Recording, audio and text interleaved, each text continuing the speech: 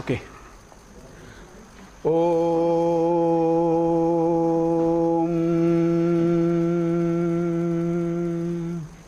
Yasmad Jatam Jagat Sarvam Yasmin Yeva Praliyate Yenedam Dharyate Chaiva Tasmai Jnanatmane Namaha Ishvaro Gururatmeti Murti Beda Vibhagine Vyomavat Vyapta Dehaya Dakshinamurtaye Namaha Taittiriya Upanishad Mayacharya Prasadataha Vispashtartaruchinam hi Vyakheyam Sampraniyate.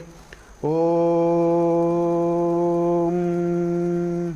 Shanno Mitrasham Varunaha Shanno Bhavatvaryama Shanna Indro Brihaspatihi Shanno Vishnururukramaha Namo Brahmane Namaste Vayo Tvameva Pratyaksham Brahmasi Tvameva Pratyaksham Brahma Vadishyami Ritam Vadishyami Satyam Vadishyami Tanmamavatu Tadvaktaramavatu Avatu Mam Avatu Vaktaram. Om Shanti Shanti Shanti.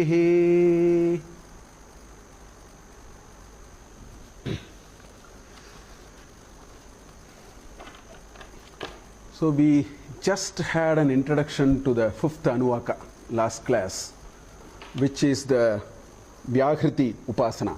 One more upasana. Samhita upasana is first what we saw. So this is vyahriti upasana, and maybe I will go over the anuvaka once again. Bhuv suvariti vyahrtisro vyahritayah tasamuhasmaitam chaturtim maha chamasya pravedayate mahayiti tadbrahma sa atma anganyanya devata aha bhuriti va ayam lokaha bhuva ityantariksham suvarityasau lokaha maha ityadityaha adityena vava sarve loka mahiyante bhuriti va agnihi bhuva iti vayuhu suvarityadityaha maha iti chandramaha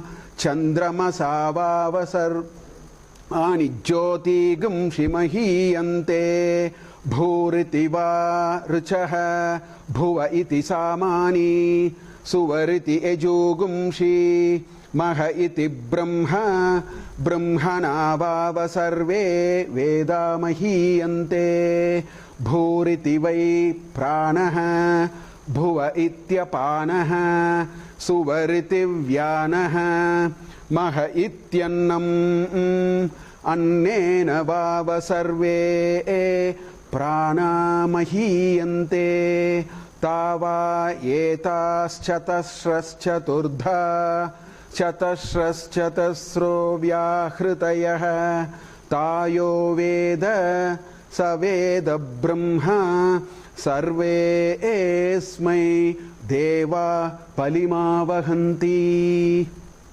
So this is the vyahriti upasana, and in that we saw up to maha ityadityaha adityena vava sarve. No, we have, yes, we saw up to this. I have removed that from this. We saw iti maha iti brahma tad brahma sa atma angani anya devataha. Until up to that we saw in the last class. It is just an introduction of the vyahritis, that there is bhuv, bhuvaha and suvaha, which are vyahritam, that which is uttered. which is uttered very often in all our rituals. They will say Om Bhurbhuva Swaha. So Bhurbhuva Swaha is very common.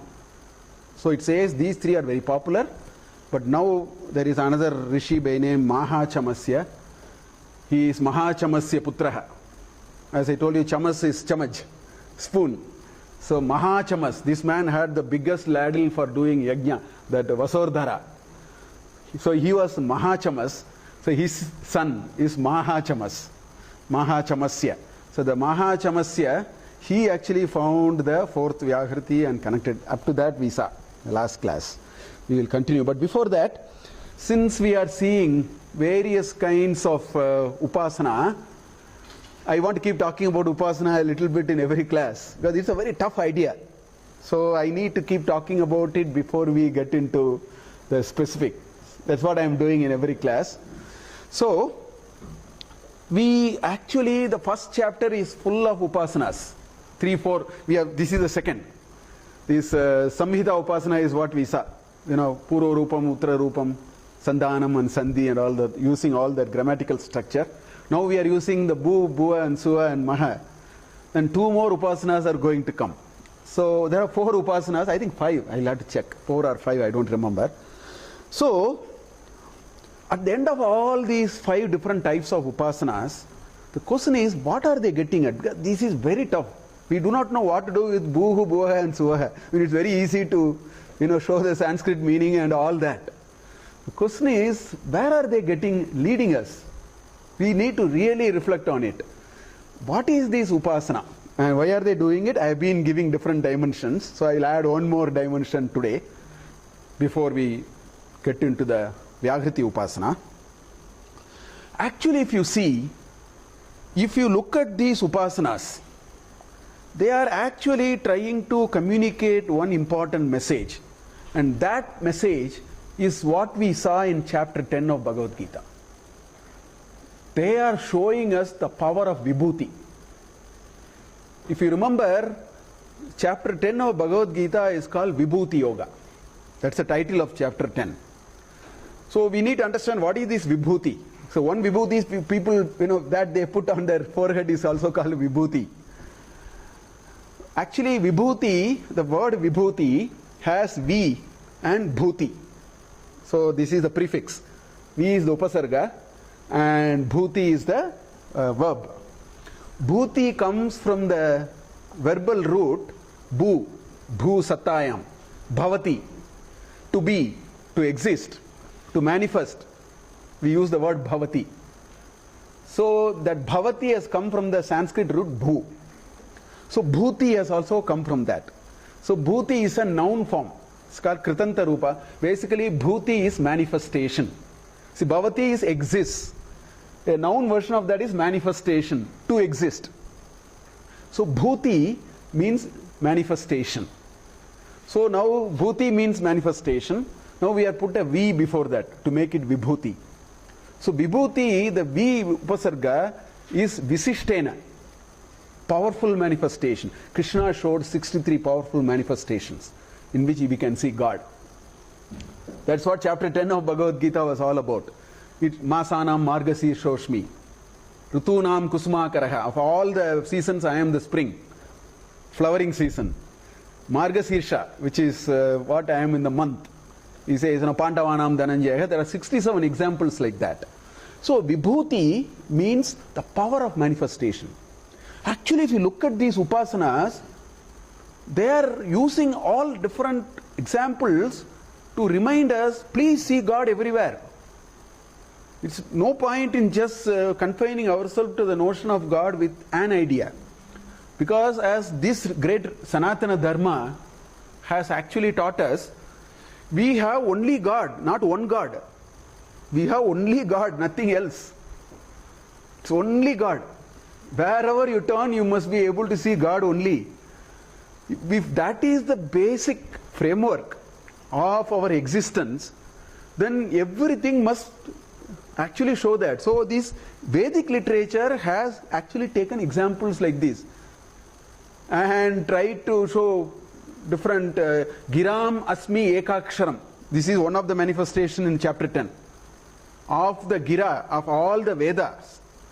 You see me in one akshara. What is that one akshara? Om. So Giram Asmi Ekaksharam is one of the 67 manifestations. That Omkara is a part of Upasana here. So what is told there is told differently here.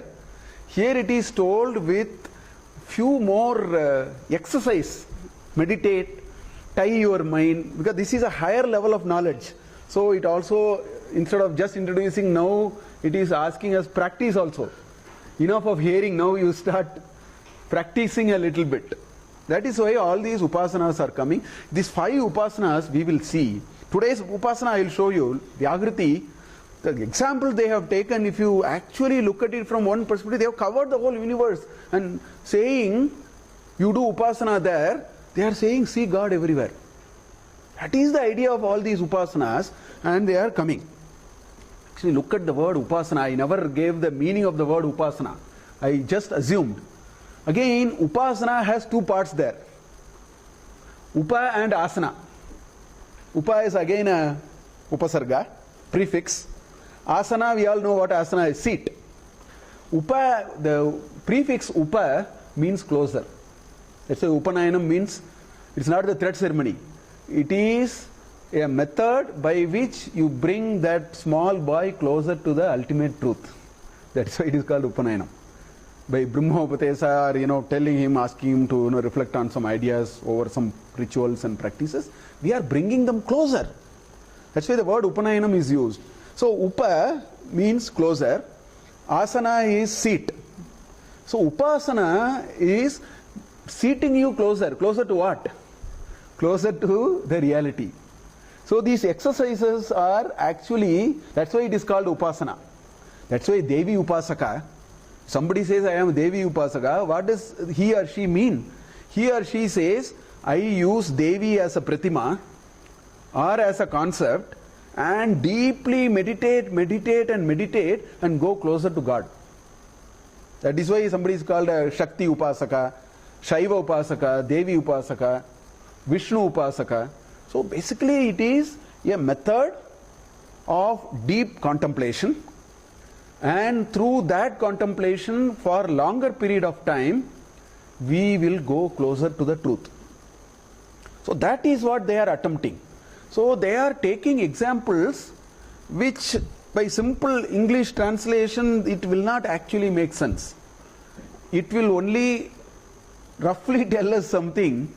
What we need to do is, we should remember chapter 10 of Bhagavad Gita. He took month, he took knowledge, he took plant kingdom, he took animal kingdom. He said, Airavatam Gajendranam. He took plant kingdom, animal kingdom, rishis, he took Pandavas, he took months, he took Vedic knowledge, Brihat Sama, Vedanam Sama Vedosmi. Then he says, of all the songs, I am Brihat Sama. So what did he imply there? He said, it may be a good idea to start with a murti, start with a symbol, start with one version of the God, and improve our understanding of this Parabrahman. But today what we have done is, all our major fights are only on this. Vaishnavites sit on one side, Shaivites sit on the other side, Shakti Upasaka on the other side.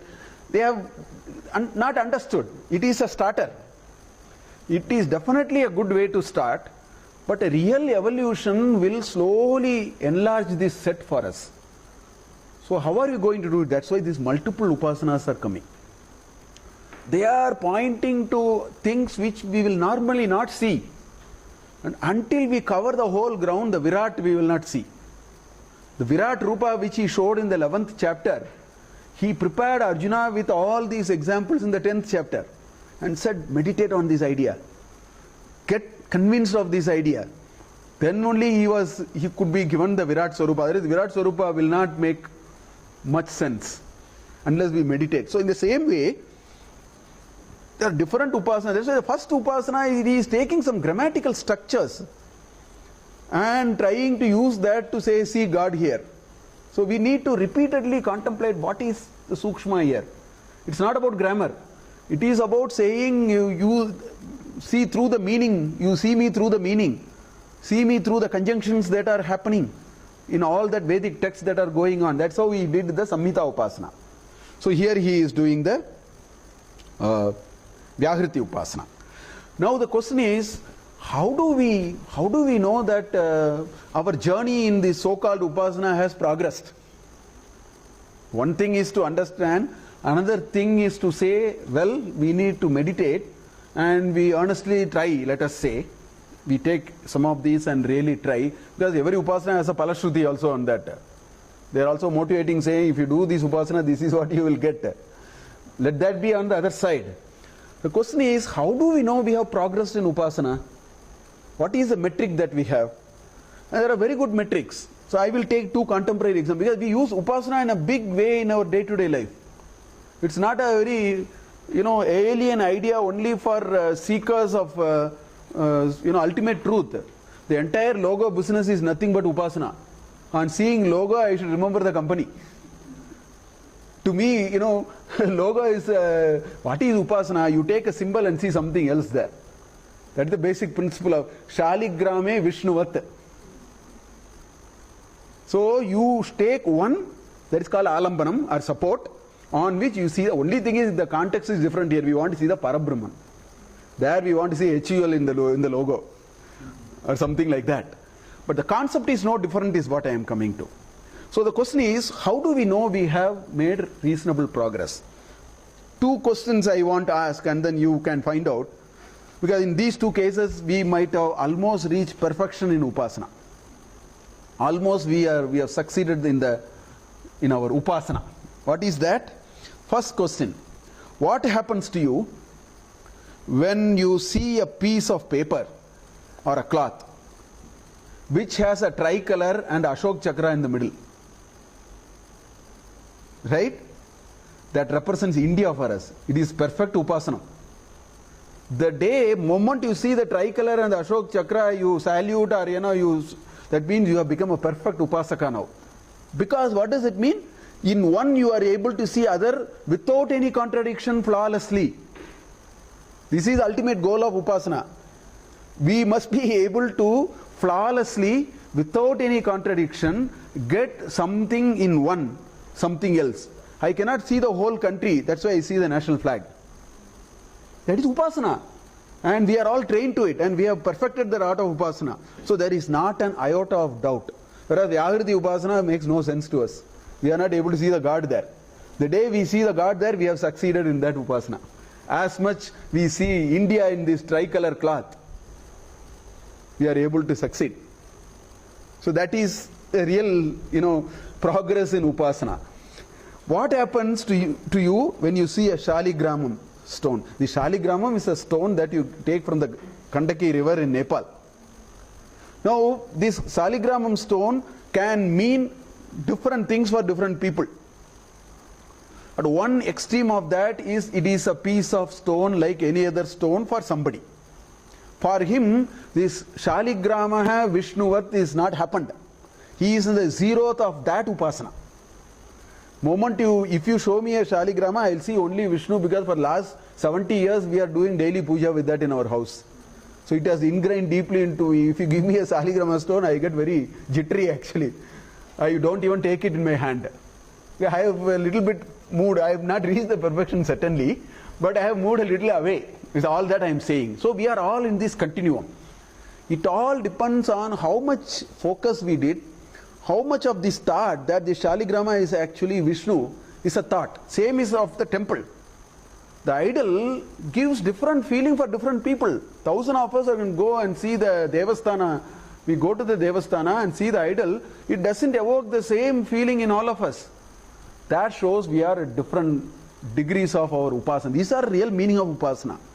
So when you say you do Upasana, when we reach perfection, we will forget the Alambanam and we will see the original there. That is the ultimate of Upasana. And that is the perfection of an Upasaka. So these are all starters for us. For us, these are all very, simple ideas and rational and factual ideas. So all Upasanas will go through like that. But if we repeatedly contemplate and take serious thought of it, that is what it means to do Upasana. A time will come, we will actually see Brahman in bhuv, bhuv, suva, maha and all that. That is the whole journey which these rishis are actually prescribing. He is saying all these in chapter 1 of Taittiriya Upanishad, because unless they master this art, chapter 2 starts with says Brahmavit apnoti param. Brahmavit, one who knows the Brahman, apnoti param will not make sense, because these are all the starters for it. Unless we train to see Brahman everywhere, where are we going to see? It is not available in a particular place. Anor aniyan mahato mahiyan is what Narayana Upanishad says. It is the tiniest of the tiniest and largest of the largest, which means it is everywhere. We'll have to develop that thought process. So these upasanas are meant for that kind of thinking that we need to develop. Okay, so coming to this vyahriti upasana, there are two important messages with which we stopped last class. It said maha, bhuv, bhuvaha, suvaha, then maha. That maha is Brahman. You should see the ultimate truth in maha. And it said sa atma, angani anya devataha. So, because mahat is the Brahman, that is the Atman, and all devas are its angas, limbs. And this is a very profound thought. Towards the last part of the class, I was talking in some detail on that. By saying that maha is the Brahman, all devatas, all the worlds which we will see are all just its limbs, it is actually pointing to three very important issues over and above what we talked in the last class. What is this single sentence and this pada is saying? It is saying conscious self is superior to the limbs. Angani anya devataha sa atma. Tad brahma sa atma. That is the angi, all others are anga. This is the angi. This is the one because of the. So this actually means sum of parts is not equal to the whole. That is the message coming here. You cannot assemble all the parts and say it is whole. I mean, it is impossible to argue that. If you want the most easily understandable explanation of this, let us take a human body. And science has already done, we don't have to do it. It has analyzed everything about this human body. So we know what is skin made of, we know what is bone made of, we know what are all the liquids flowing where and what are their chemical properties. Assuming, and we know the size of the vein and everything we know. Let's say we manufacture everything like that. As per what science has gotten to know everything about the human body. So we will manufacture all of them and assemble a piece. And then bring oxygen and blow it through the nose. Nothing will happen. It's as simple as that. The limbs are not without the angi, the limbs have no meaning. So it is not that you manufacture all limbs and put them together and that makes the whole. That is the message that he is saying here. The message is because of the angi, the angas are there. The life breath called prana cannot be manufactured. It is not blowing oxygen through a nose which you have fabricated, and all are in proportion. Every chemical, physical bone is all made of calcium, whatever. We know science knows everything. Why don't you try everything? That's what they are still cloning, trying. They are trying to, create, it's going on.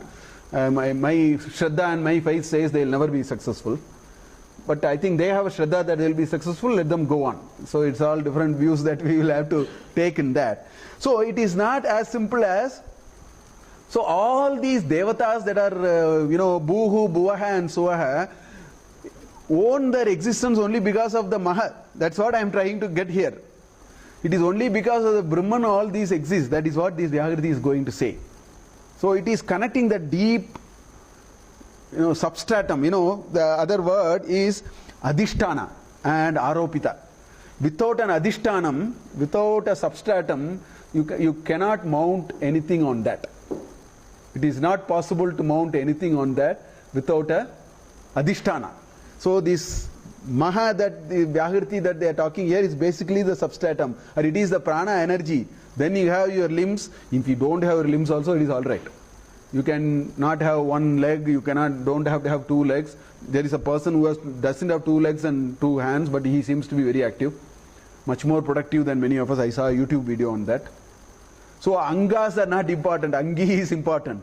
Without Angi, there is no Anga. That is the message that is coming here. Without Adhisthana, there is no Aropita. You cannot mount anything without a substratum. So that is the second important message. Gita, Bhagavad Gita used the word Kutastha. This concept is called Kutastha. In chapter 6, I think in 7th shloka or somewhere, he says, Kutasto Vijitendriyaha. In chapter 12, again this word comes. It says, Kutastam Achalam Dhruvam. It is that unshaking substratum on which, this life energy, we all seem to, engage in the world. It's all because of that one behind all these. That is what he is talking here, by the word maha here. So this is the one because of which everything else gets their meaning, everything else gets their existence, everything else gets their nourishment, their growth, whatever you want to call. That idea is coming here. That Brahman is that life energy out of which so many things happen. So they are now taking 4 vyahritis and talking about it. And what is so interesting is, very characteristic to a Vedic knowledge. The examples taken are very symbolic. The first example is 3 worlds. Bhuv, bhuvaha and suvaha. These are 3 worlds actually. And maha. Then it takes, the world of luminaries. Stars, Chandra and Surya and all that, which is the second set. The third is all forms of knowledge. That's why it took, Rig and Sama and Yajur, and then said Om is, beyond all these and so on. So all forms of knowledge has to be inferred from that.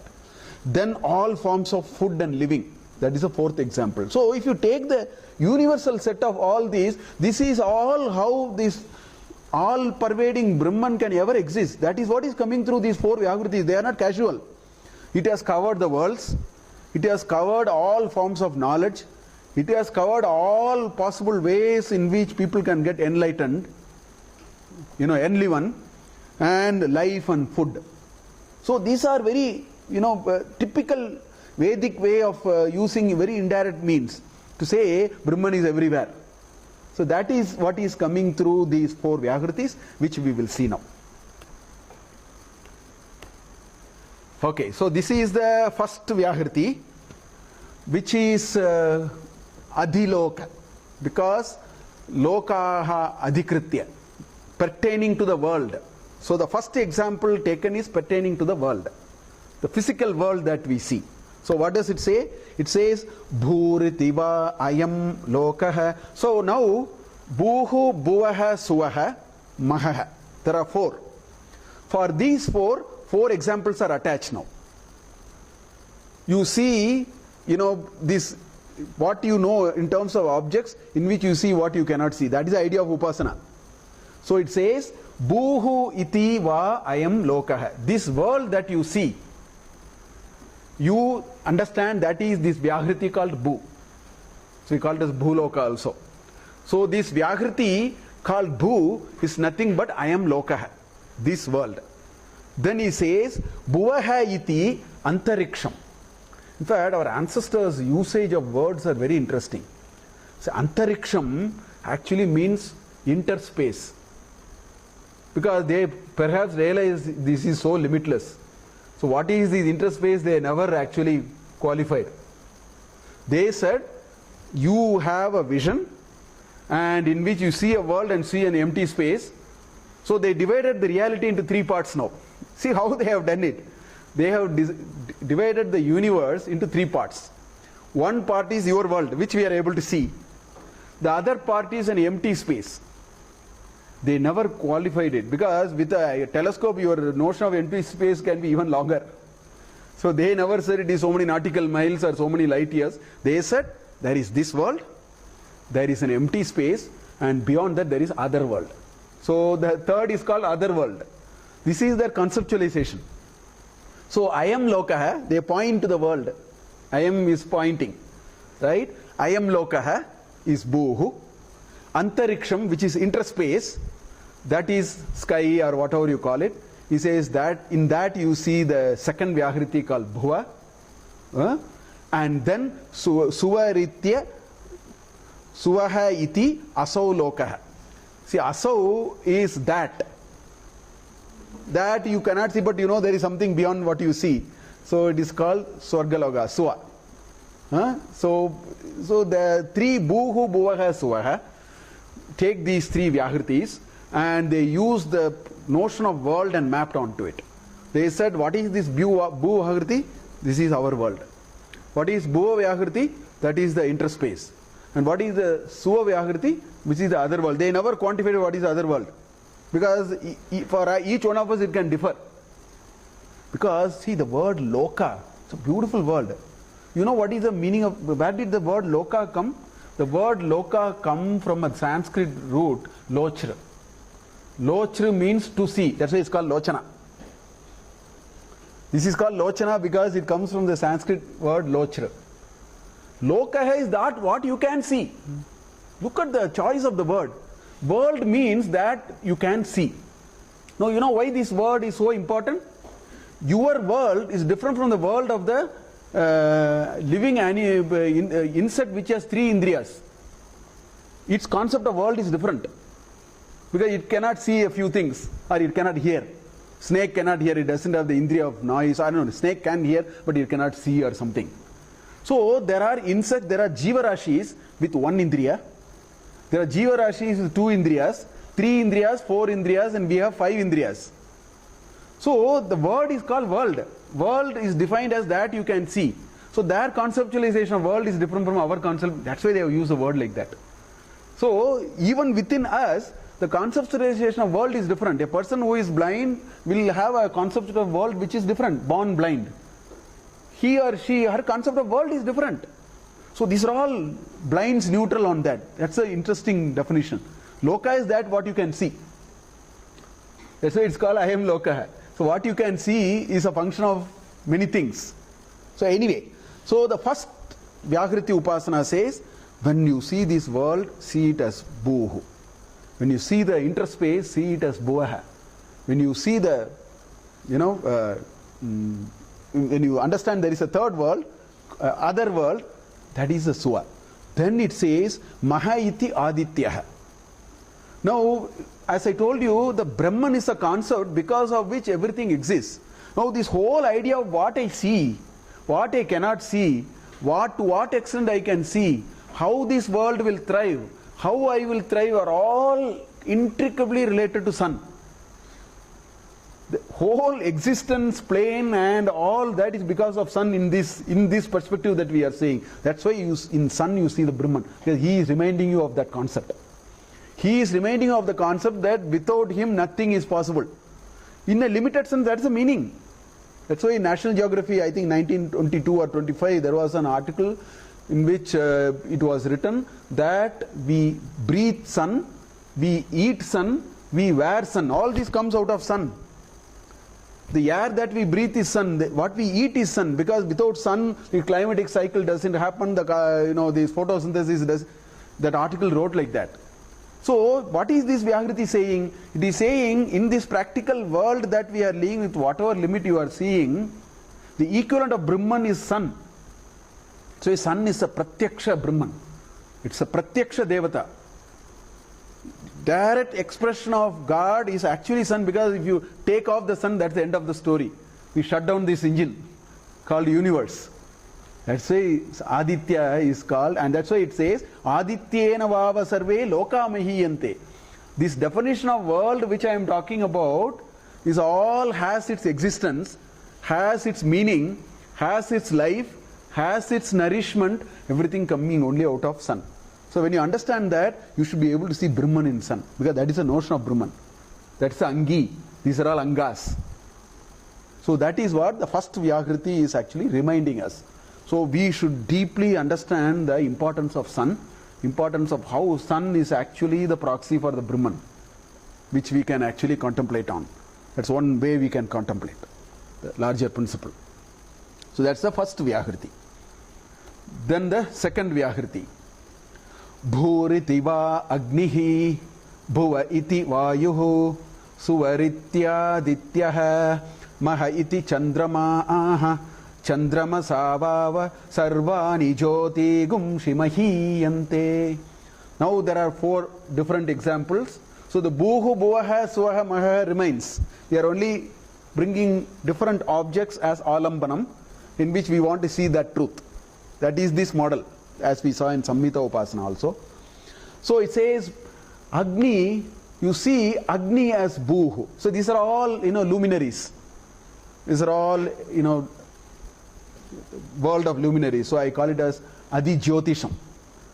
All pertaining to Jyotisham Adhikritya Upasana. So Adi Jyotisham.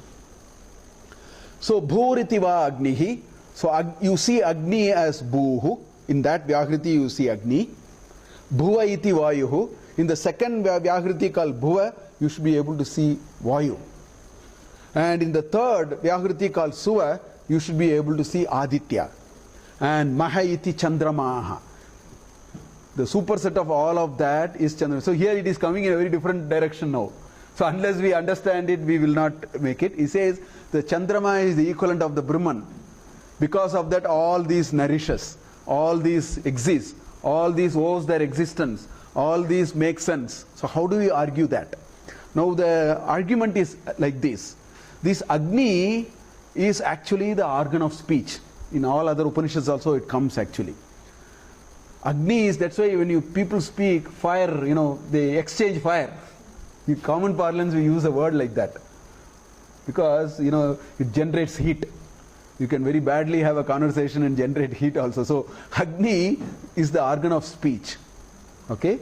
Vayu is the organ of strength. That is why Hanuman and Bhima are all Vayuputras. The Vayu is the organ of strength actually. And Aditya is the organ of vision. That is the conceptualization. Now Chandra is the organ of mind. Chandrama manaso jataha, that is what it is. In this great grand yajna that this Brahman did to create this world, out of his mind came Chandra. And that's why, in English also we use the word lunatic. Somebody has a mind problem, mental problem, he is called lunatic. Because the moon controls the mind. Now why is moon superior to everyone in this scheme of things, and only because of moon all that exists? Because only because of mind all indriyas exist. See, in chapter 13 of Bhagavad Gita, it is called Kshetra Kshetrajna Vibhaga Yoga. The definition of Kshetra is there. Maha, Bhutani, Ahankara, Kamdisho, all those comes.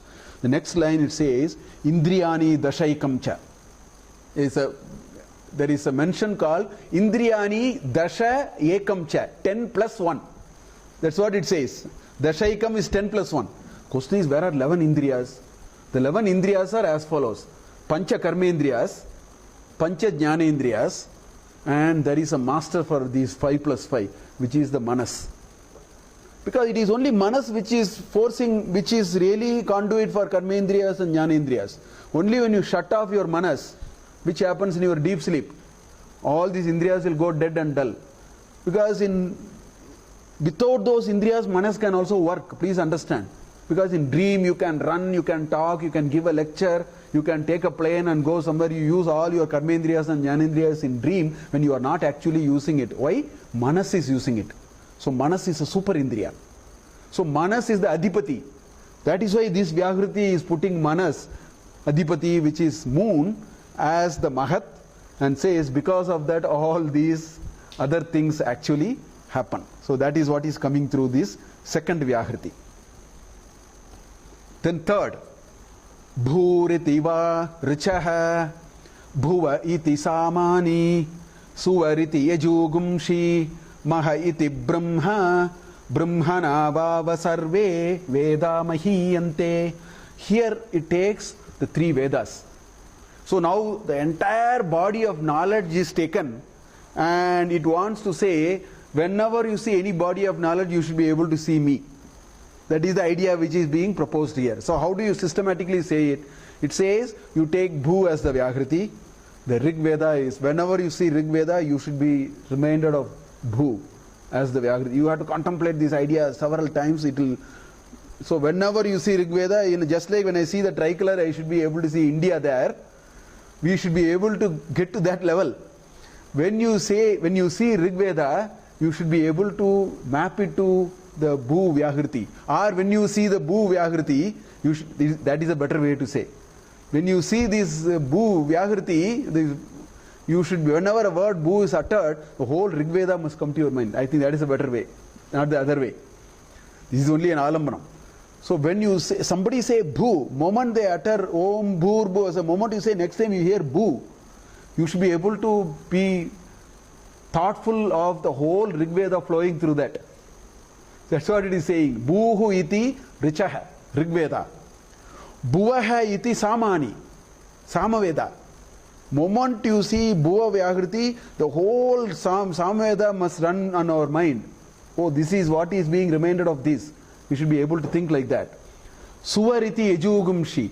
When Yajurveda, whenever you see the suva vyahriti, bhu, bhu, swaha, when he utters, these three Vedas must in quick succession run in our mind and we should get into deep contemplation.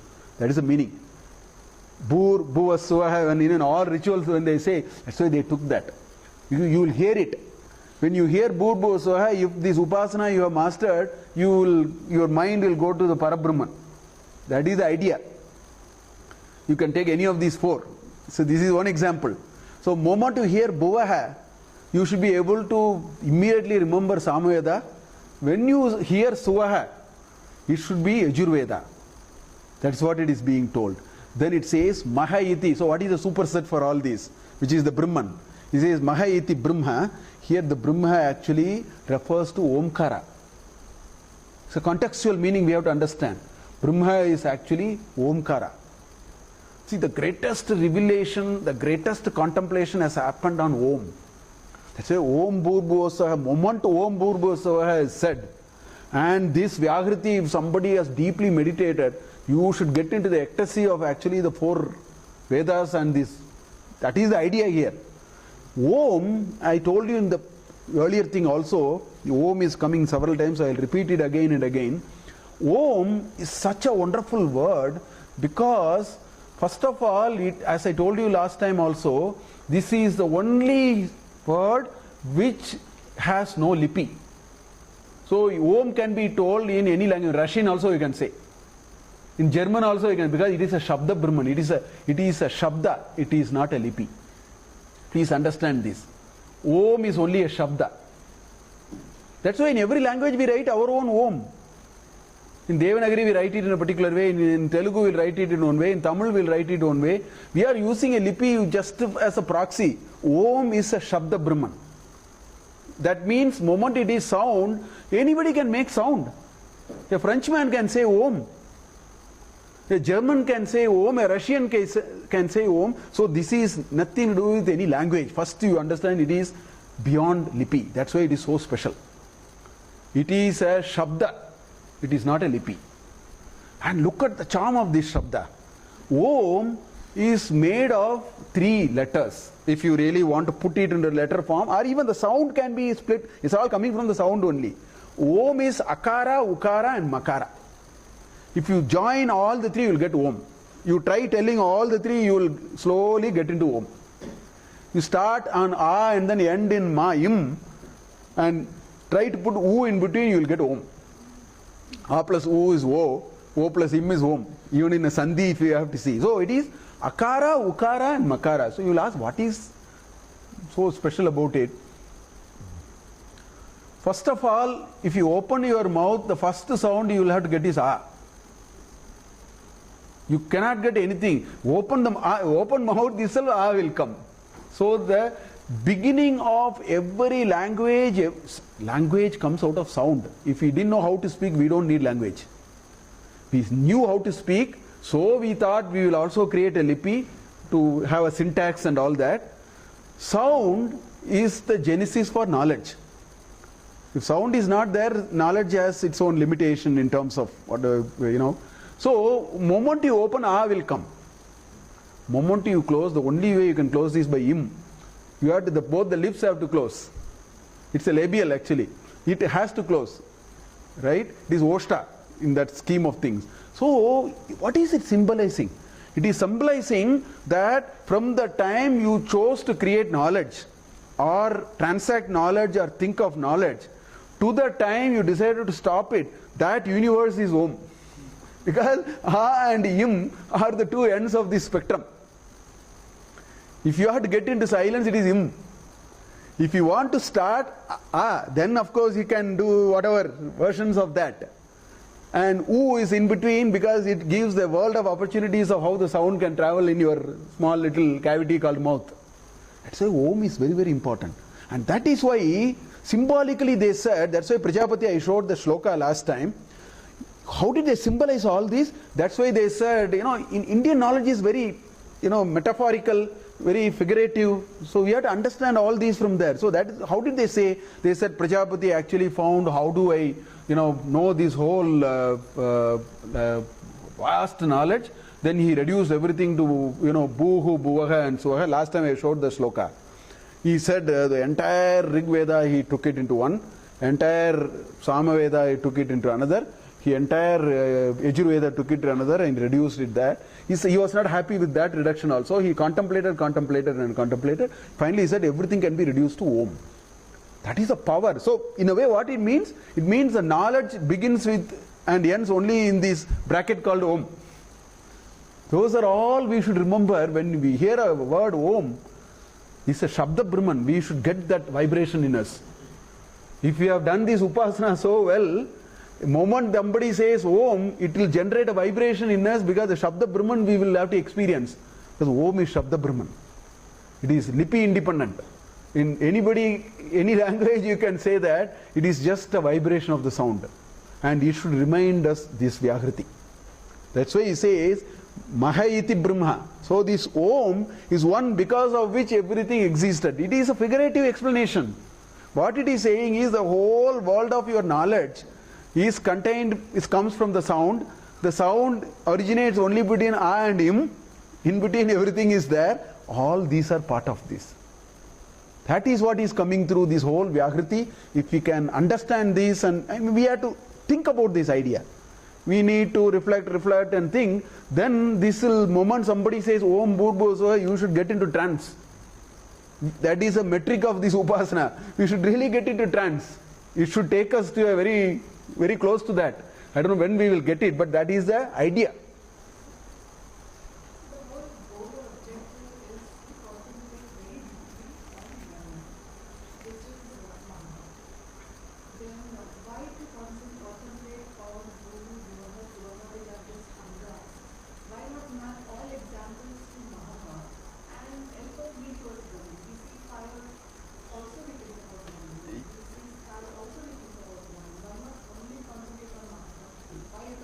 Yes. So good question. Why we could have removed bhuvaha, suvaha, bhuhu and straightway gone to maha. Now later upasanas will do it. We are going slowly. We are so accustomed to things around us. See, this is a very tough journey. Straight going there is not easy. More and more, because what is this upasana? All the time we should remember. A state of all the time remembering will come only when you are able to attach this concept to everything that you see around. After you do it, you can lose the grip. But that is a starter. The child must use a walker. But after some time, it will throw the walker. The walker is not required forever. But without walker, nobody would have ever learnt, or in the hands of the parents or an elder, without which nobody in this earth would have ever walked. So we are baby steps. First we don't know how to do it. So we want to look around and want to see God there. Moment we have improved there, we ourselves will find that our mind will go there. You don't even know when it disappeared from you. That's the charm of all this. These questions we are asking now, because for us everything looks very, we have no idea. It looks artificial. To me, I share a same sentiment like that, maybe in a different degree. When we are into it, these questions will go and this will also go. We don't know when it went. We don't know when the child actually took its hand out of the walker. He tried and one day it just removed. We don't know why it happened. Same thing in cycling also. I had to run behind my daughter and hold her for a while. After a while, I just left, she balanced, and that's the end of the story. So these are all, I think, the earlier steps. And easiest way to do the earlier steps is related to what you know. See, Shaligrame Vishnu, if you are able to see so deeply, then after that the Saligrama everything will disappear in our frame. They will go to the next level. I mean, these are all different. So the next upasana will not use any of those. It will come inside. The next upasana will be even deeper than this. So it is all different stages actually. So that's why it is happening. Then the fourth, bhuriti vai pranaha, bhuva ityapanaha, suvariti vyanaha, maha ityannam, annena vava sarve prana mahiyante. So now he is taking another familiar examples. What it says is prana, apana, vyana. All of us have these five, this prana, Prashna Upanishad, 3rd chapter, very beautifully explains this in detail. The 3rd chapter in Prashna Upanishad is, people are one of the Sishyas, Katyayika Bandhana, somebody who asked, tell me what is this prana and what is it doing? This is the question. So the teacher answers saying that just a king, cannot administer the whole world. Management principles are there. King cannot administer the whole, this is how it starts. King cannot administer the whole world, so what he will do is he will appoint some people and ask them to do, and he will have a span of control. All are there actually. If you read it carefully, I used to interpret a little bit even those ideas there. So he will put some people and delegate. This is how the Rishi starts. Pipalada starts. Then he talks about 5 types of pranas. Apart from the prana, there are others. So there you have apana. So you have prana, apana. So prana generally operates on the upper part of the body. It is actually the vital force, which is the key, this thing.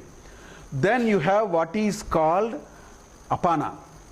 Apana operates on the lower part. It is disposing mechanism, the excretory system and things like that. So that is called apana. Then you have samana, which operates in the middle, which is the digestive system. Actually, it is called samana.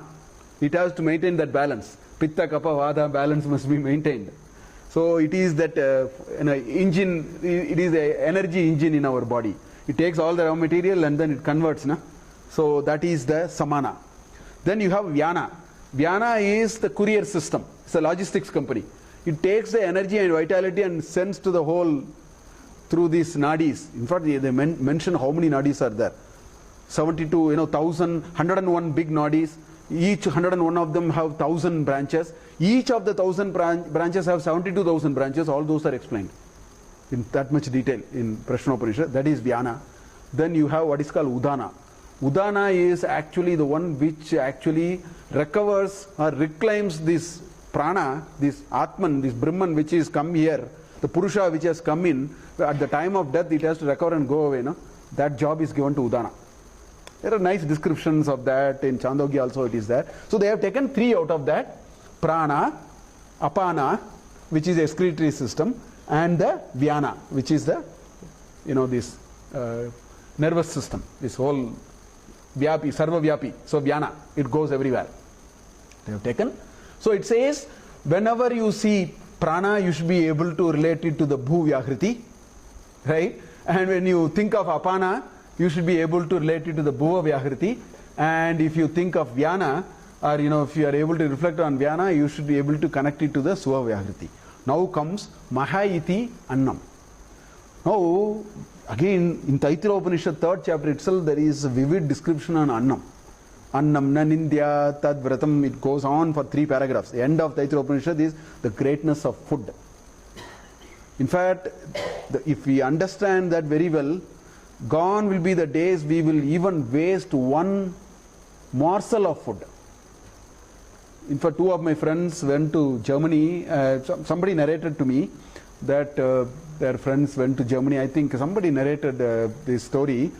Somebody from Bosch, I think. That they went to a restaurant for Indians actually, and so they ordered food, and food was given, and actually they wasted quite a bit of food. Maybe they couldn't eat or something else. There were 2 Germans sitting there. In fact, I have paid. I have got 3 of you. We have gone to the restaurant. I have paid for it, and we have wasted the food for whatever reason. These 2 Germans came and said, "You have no business to waste this food." He said, no, I have paid for. No, it's not a question of who paid. Look at how much of Samskriti they have been able to take. He said, it doesn't matter who paid. That's not the idea. The idea is not who has paid. Food cannot be wasted. Sorry, you can't. I think they forced them to carry it home. I don't know what they did. They might have disposed it off later or whatever. I do not know. That thought will come if we read the greatness of food. Right? Anyway, we'll see it in the third Taittiriya Upanishad. But here, why is he saying that food is very, very important? Why is food given the bigger role here? Remember this maha, whenever we say maha, what we understand is that is anga, that is angi, all others are anga. Without that, none of them are possible. That is the meaning. So, like without Omkara, no Veda is possible. Here, without food, none of these are possible. Now, this is a very interesting conversation between the Uddalaka and Shvetaketu in Chandogya Upanishad. There is a beautiful conversation about food. So I'll bring 4 shlokas out of that to show, because the son asked, Shvetaketu asked something, Uddalaka answered. There are some nice ideas which are coming. I'll just show you. That is why Anna is called Mahat. Annena vava sarve prana mahiyante. We have to understand. Without food, finished. So that all these are explained there. So I will get that. And also there are some subtle messages there which I wanted to get. So this is what Chandogya Upanishad says. Annam ashitam. Ashitam annam. Ashitam is eaten. So annam ashitam treda vidiyate. The dha, in Sanskrit, the dha ending is always indicates fold. Chaturda means chatusras chaturda. I just now uttered that mantra. It is part of this. Da, actually an ending of da means fold. So trida means threefold. Chaturda means for panchada means fivefold. The da suffix means fold, manifold. Anekada is manifold. So it says annam ashitam treda vidiyate. The food that we have taken becomes threefold. The father says to the son, he asked a question and it's an endless set of answers. He is still not satisfied. He again says, tell me more, like that it goes. And what is it says? Tasya yaha stavishtaha. Stavishtaha is stula. Stula bhava is stavishtaha. Stavishtaha is that which is gross. Yaha stavishtaha dhatuhu tat purisham bhavati. That is what we reject as faces. We excrete it out. So the food that we take, the gross matter is thrown away after the useful energy is taken out, which modern science also is saying the same thing. So stavishtaha dhatuhu tat purisham bhavati. Yo madhyamaha, which is the middle part, not subtlest. In fact, they are saying food can be made into 3. Gross, middle and the subtlest. This is the definition. So now we are talking about the madhyama. Madhyamaha tat mamsam. The middle part of the food, food that we eat, actually becomes the mamsa, which is the flesh. Then look at what he is saying. Yaha anishtaha. Anishtaha is the opposite of stavishtaha. Subtle, very subtle. Right? It says, Yaha anishtaha tat manaha. The food that we eat becomes our mind. This is one most important reason why there was, in our achara, we have to be very, very, very, very conscious about the food that we take. If you want to go and make a certain progress, food has to be very, very important. In Chandogya Upanishad, he says that the food that we eat becomes 3 parts. The grass part is rejected anyway. The middle part becomes your flesh. The subtle part becomes your mind. So the kind of food you eat, that subtle part becomes your mind. But these are all related even to, I spoke about it in Bhagavad Gita chapter 17 where 3 types of food are being talked about. That time I actually quoted this. I said that's why we can't take things so lightly if you really want to make a good progress of Atma Vikasa. If self-evolution is a serious business, first handle you should have on the food. You have to, it also gives a lot of advantage. Vairagya can be talked for endless hours. Unless you practice, there is no Vairagya. Vairagya is a matter of practice, not talking. Because we don't know, we have to test waters for ourselves. And food is the first handle you have to put if you want some inner strength. Because of this reason. And then he says, apaha pita, the apaha is not just water, all liquid. We have to take it like, they are part of the food only. We have to take it as liquid, various forms of liquid. Apaha pita trida vidiyante. That also becomes threefold. What happens? Tasam, this is Strilinga, that's why Tasam it says, Yaha stavishtaha dhatuhu tat mutram bhavati. The grass part is rejected as mutram. Okay? We urinate that. Yaha madhyamaha tat lohitam. that becomes blood. Blood requires this water. That's why if you dehydrate, if you don't drink water, all that he explained. He asked him to do an experiment. After that, he asks him to do an experiment actually. For 15 days, he asked him not to eat, reduce the eating.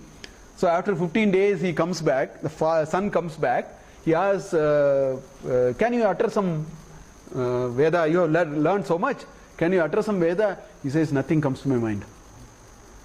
Swetaketu says, I am alive, but I am not I am alive but not kicking, if I had to use a word like that. Nothing, my memory is not working.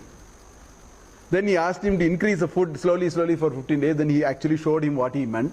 Then he said, don't do it with water, because if you don't drink water, you will die. So you can be without food, but you cannot be without water. So those discussions are coming later. Then he says, Tejaha ashitam tridha vidiyate. That fire, we don't eat fire. Fire means some energetic things that we eat, which calories. I think that's the meaning. We will have to really understand it in little more detail. Tredaha shitam treda vidiyate, tasya yaha stavishtaha dhatuhu tat asti bhavati. That which is the grossest becomes the bone. The calorie, the heat, which is the form of heat that we take, becomes bone. The grass part becomes bone. Madhyamaha majja, the middle part becomes the marrow, the bone marrow. And anishtaha vak. He says, what you speak is a function of the kind of calorie that you take. I will not actually get into a little more detail to understand fire exactly. But what it says is, what you speak is a function of this component of your eating. Let's say vak and fire are related and so on. So he concludes by saying, Annamayam hi saumya manaha. Your mind is nothing but your food that you take. The grass food that you take. Apomayaha pranaha.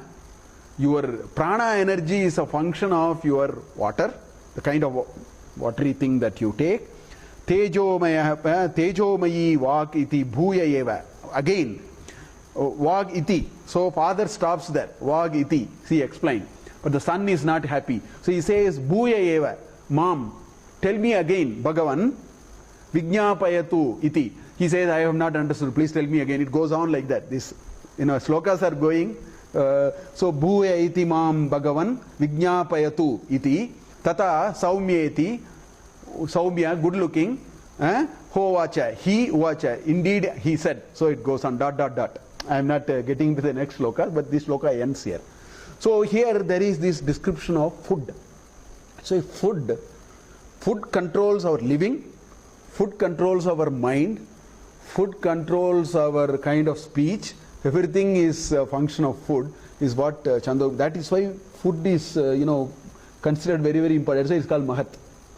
That is why it is mahat. Your existence, your ability to deal with people, your ability to even kind of thing that you do, are all a function of food. That's why he says food is very, the equivalent of the mahat is food. Without that, none of this happens, is what he says. Then he concludes this with a pala. Always there is a pala in all upasana that you say. He says, Tava etas chatusras chaturdha, fourfold. Chatusraha, four of them, and fourfold. Right? Four of them are bhuv, bhuvaha, suvaha, maha. Fourfold are, we took Adi Loka, Adi Jyotisha, Adi Veda, and Adi, Prana. We took four of them. So, chatusras chatusro vyahritaya. First chatusra is for the four. Second chatusra is for the next four. So 4 into 4, 16. Chatusras chatusro vyahritaya. So this is a concluding part. So I have now told you fourfold. In each of them there are 4 and 4 such things. So 16 of them. Tayo Veda. One who knows this, which knows this means not the meaning. It becomes a perfect upasaka, which means Om Bhurbhusva, you should get into deep trance. You should get there, because you have now mastered and you have internalized it. Shravanam, Mananam, Nididhyasam, everything has happened, you have completely mastered. That is the meaning of Tayo Veda. So one who has actually gotten deep into it, Saveda Brahma, he has understood that Brahman. Ultimate Brahman he has understood. And then he says, what is the pala? Pala for this upasana? Sarve asmai devaha balimavahanti. All the devas are angas now. You have now understood the angi itself. So now if you are become closer or you are CEO itself, all people will start worshipping you. In a very figurative sense that is being told. What it means is all these will work. They are all no longer issues for you. You have transcended all of them.